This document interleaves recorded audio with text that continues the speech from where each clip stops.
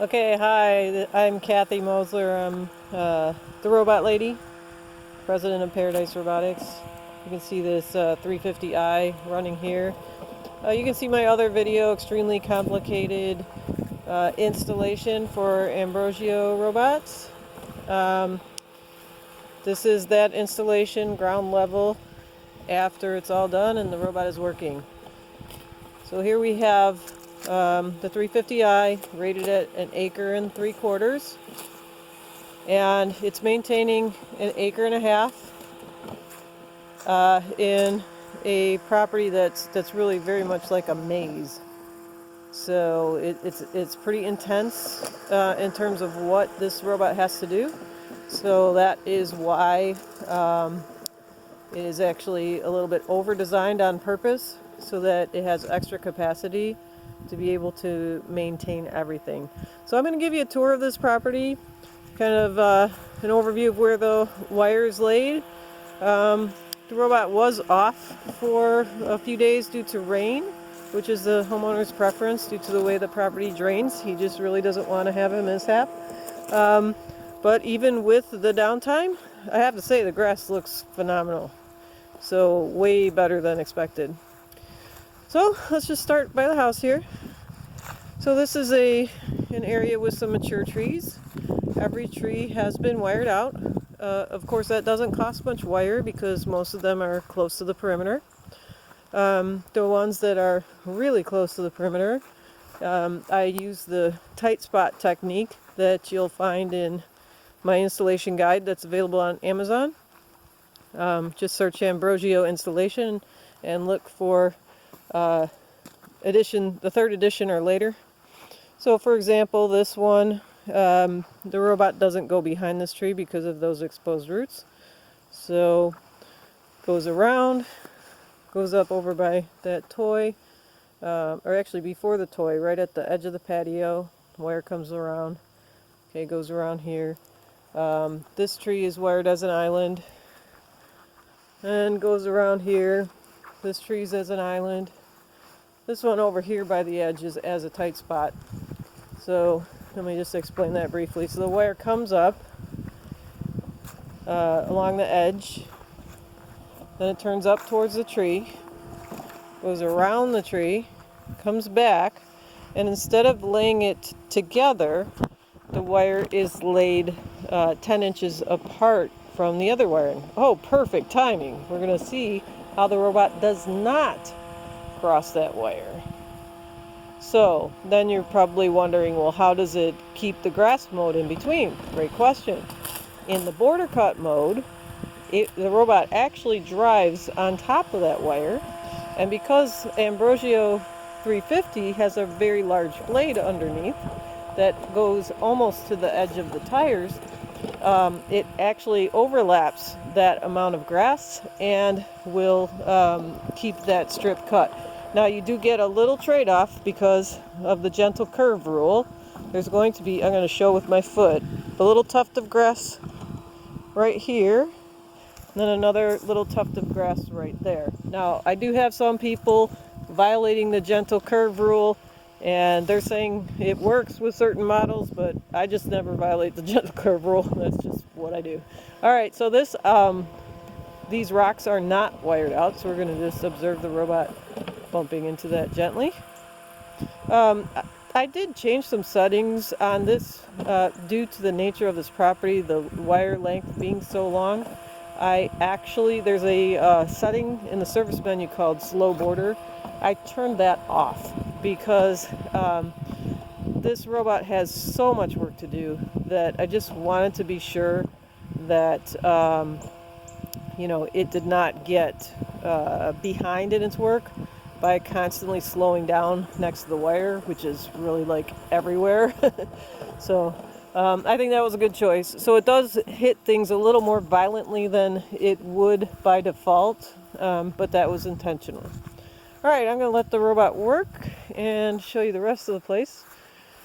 So this is the garden area. You can see this huge island here. That's actually, something that the robot could get caught on and circle on as a loop, which it will do for like 3 times, and then it will get off on its own. Well, I didn't want it circling.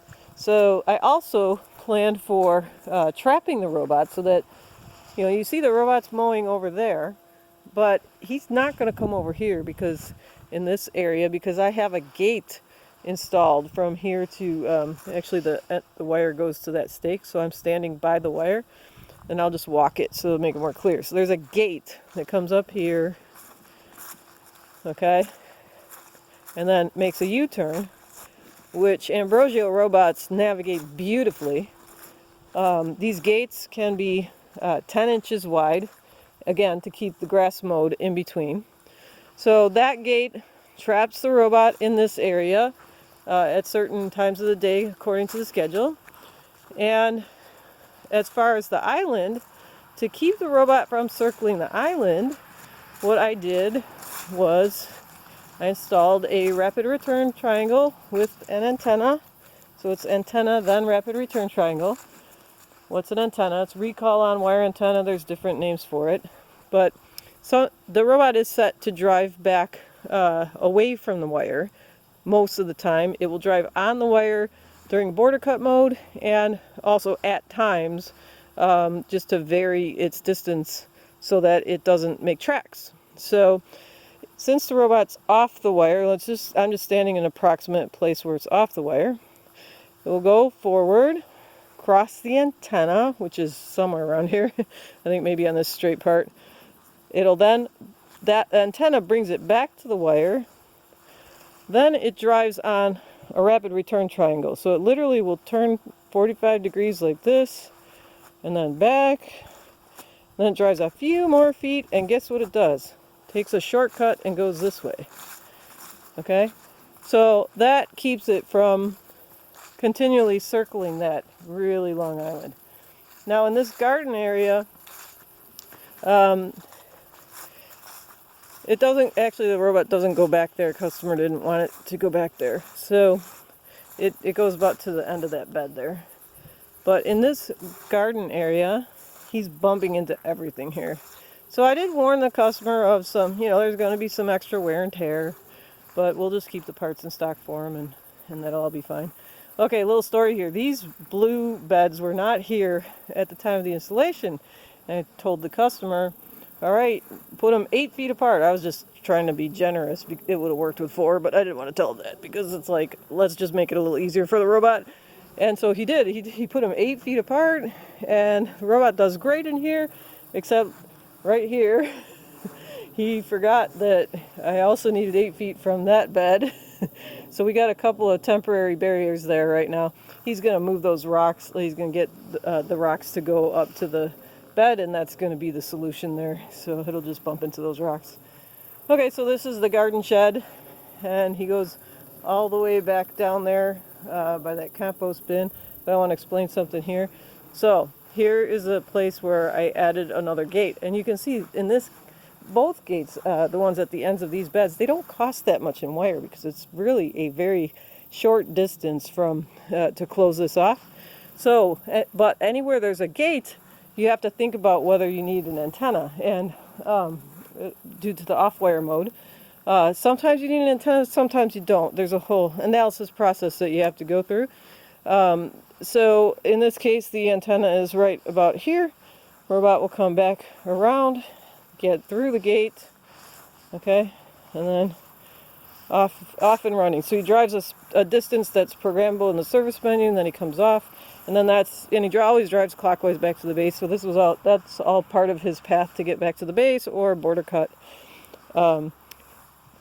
Then looking here, I could not talk the homeowner out of doing stuff. He wanted the robot to mow in here, and it is, it barely met the spec. The spec is fabulous for Ambrogio. It's 2 feet 4 inches. So if I had placed the wire, along, so it could mow along those bricks, and then 14 inches from that wire, it could have mowed in here. But I want to give you a wide-angle view of this, why I did not do that. I mean, this is a little tiny strip on this entire property, which I'm only showing you 1/3 of it right now. So we're only 1/3 through. Randomly, it's just not going to find that spot. Now, you might be thinking, well, doesn't this thing have GPS? Yes, it does. I turned it off. Why? The signal would not really be received with all of these obstacles. Any physical thing a GPS signal cannot go through. So I did not see that our GPS algorithm would work well in this case, so I turned it off. All right, so homeowner insisted, how do I want this mode? Okay, so what did I do? I used a special feature called Corridor. I'm going to have another blog post and a test, a demonstration of it. I actually set it up in our warehouse so I could show people Corridor in action. But for Corridor, the wire is in here like a U shape, and again, 10 inches apart and from itself. So the robot will be mowing, and it'll come here, it'll detect the wire, it'll detect the wire, go down a little more, maybe one more test. I think I'm in a corridor. And then it goes like this. Now remember, I told you I have the wire in a U shape, and then I have it matched on the other side, and it turns around, and it's mowing on top of the wire as it goes. But that is how it navigates the corridor. So now the homeowner only has to trim on the edges, and at least he's going to have a path through there. So he wasn't super excited that he had to make that compromise, but he was definitely more pleased than if having to mow it at all. Okay, and then this is the end of the garden, and there is a gate there, also done in a U shape. So like the other gate, similar to the tight spot, due to the gentle curves rule, there's going to be a little tuft of grass on either side. Okay, moving on. So there's more beds. You see that bed? That bed's wired out. Here's another big bed. Trees. So the robot goes behind that big tree. That tree he bumps into, this tree is wired out. And this bed has the most important antenna plus rapid return, because we've got extra wire on this installation. I'm not gonna give away all my secrets, but you gotta buy my book for that. But anyway, it's probably about 30% more wire than a standard installation. That is possible because the robot to wire distance is never violated, because the proximity between each bed is far lower than the strength of the signal. So then you can increase the amount of wire, which then decreases the distance that can be between two wires. And basically what ended up happening is, even though the wire is extra long, the signal still got everywhere. So robot drives clockwise back to the base. So just imagine he's coming along clockwise alongside the wire, and right about here there's an antenna. Brings him back, okay, drives a little bit more, drives on top of the rapid return triangle, and guess what? He's not going to go circle the entire front yard and garden area. He's going to cut right across here and then continue his way back to the base. All right, so moving on to the other 2/3 of the property. Again, using the trapping technique in various places. This portion here is all part of this second third. The garden is its own area, and then this portion is all integrated together. These beds have the wire around it.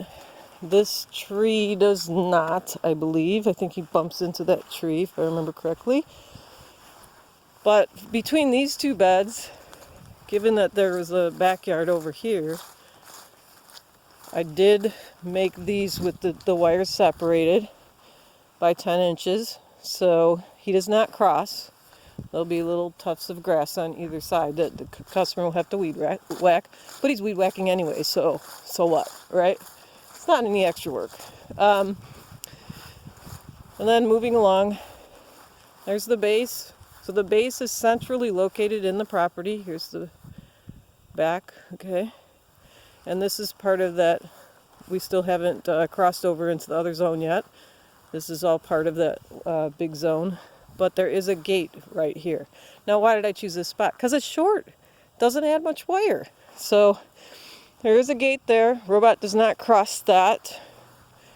I also decided to put a gate here. Now that's probably was 50-50. I could have made that an island probably.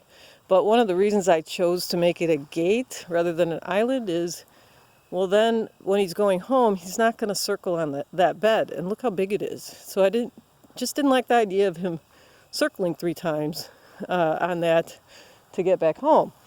So this he does not cross, and when he's mowing this area, because he doesn't cross over there either, he'll be mainly trapped here. Mainly, I mean, there's a big opening right over there that enables him to escape to the other big area, okay? But because he's mainly trapped here, he's doing a good job on the areas that are very close to the house. And, that's definitely something to strive for. Okay, and then got a pretty good sized hill here. He does do this hill. I don't let him cross behind the tree, so it was a little extra steep there and just didn't want him maneuvering behind the tree. So that's, it's a good, probably 19 to 23 degrees, I'd say, in that range. And he navigates it beautifully.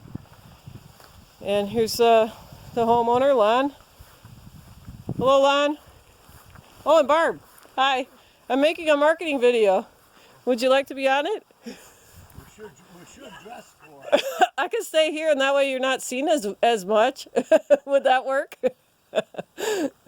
So how do you like Roby so far? Fine. Yeah? He was off for a couple days, and here I come back just in one day, and I am so impressed with what he's done, don't you think? Oh yeah, he was at it. He's working hard today. Yeah, just in one day, how much he's caught up is incredible. We were just coming to check to see where he was. Oh yeah, he's over in the front. He's doing the front over there. Yep, he's doing a fine job. So, all right, I'm gonna keep going. I got about 1/3 more to explain to my viewers, and then I'll be right with you after that. Okay? Okay. And there's the cat. What's the cat's name again? I forgot. Nala. Nala. All you gotta remember is Lion King. There you go. Back when Lion King was big. Yeah? Yeah. Sounds good. All right, continuing on. This is the shed, so the wire goes along the shed, and all this the robot does. You can kind of see, because he was catching up today, you can kind of see where he's been. Over here, it stops at that rock and then goes along in front of this tree. The wire does circle this bed. There's a chance, this bed is like an island, kind of a hindsight 2020 type of thing, since he could get caught on the island and circle 3 times and then get up. Okay, I probably should have separated the wires here. If the customer ever reports a low battery message, I guess I'll worry about it then.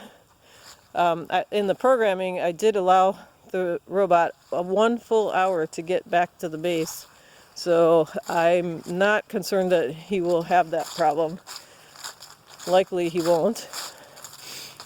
All right, and then, so we are in the 3rd zone at this point, okay? More beds, more trees, that's wired out. That one is wired out, I think. Doesn't look familiar. This bed is wired out, but let me show you the gates on this bed. Okay, so this next bed, this is the one where you can kind of see the base house there. So when he comes out and he's traveling to his zone, he'll come around this bed here, and then he'll come here, and about right here, he goes over to this bed, and this is a gate. So the wires are separated here, not as an island, okay, on purpose, because I'm trapping the robot in this area. And likewise here at that rock, over to that bed is a gate. The corridor technique is used behind this bed, and the tight spot technique is used right there. So he does not cross over there. He just goes around this and doesn't get stuck back there maneuvering. Okay. And here, it just goes straight across from the fire hydrant all the way over to here. That area back there is the homeowner's property, and that's for robot number 2 in the future. So that will be coming. He does maintain all of this over here. It's this back part. And this huge bed, again, using that same technique to keep the robot from circling. The 2 wires kind of meet in the middle there, and the robot does not cross at that tree there. So when he's back here mowing, he's mostly trapped back here, which will help him get that done instead of wandering off through there and not making it back here. That's the whole idea of the trapping technique. So that's pretty much it in a nutshell. I do want to do 2 changes to this installation, which I'll briefly explain, and then we'll be ending the video. But I do hope you find this informative and entertaining.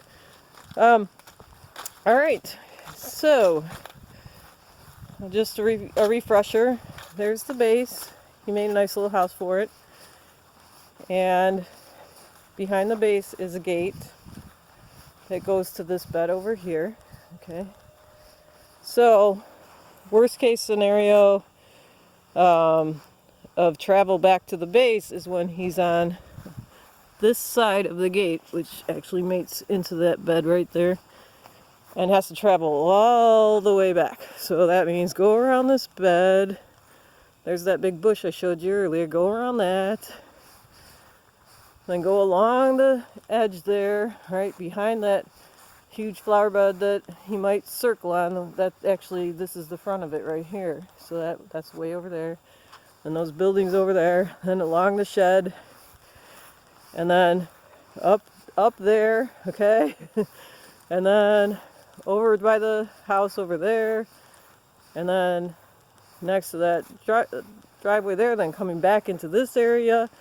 And then he doesn't cross there on that bed. He comes over here. He doesn't cross here. So he has to circle this one time.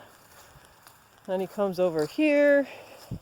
Okay, so now he's back here. Let's just imagine he's coming on this bed. All right. And then he's going to go here. Then he's going to go here. Now, without the change I want to make, he would keep going, okay, and then circle this bed to its mate where he doesn't cross, then around, then he would catch the rapid return that's beyond that bed, the one that I explained that was the most important one. So I want to add rapid return here so that, he'll come to the wire, drive on the triangle, go a few feet more, and then go that way. And then pick up the wire somewhere there. And then he's going to circle, make a U-turn over by that tree. This is the other side of that bed I explained earlier. He's going to come around. And then I want to add another rapid return right down here where that flag is. And this is some straight wire. And then he's going to make his shortcut. Come across here, and then boom, right back to the base. So that's my next step on this property. But for right now, I'm actually extra pleased with how it's going. The homeowner's very pleased, and we got a really good Ambrogio showcase in this place. So thanks for watching, and Kathy Moseler, Paradise Robotics. Go to paradiserobotics.com. Buy my book, Ambrogio Robot Professional Installation Guide, on Amazon, 3rd edition or later. There will be an update coming soon. If you buy the 3rd edition and you want the update, just send an email or contact me through Paradise Robotics, and you'll get the update for free. Thanks, and thanks again for watching. Bye.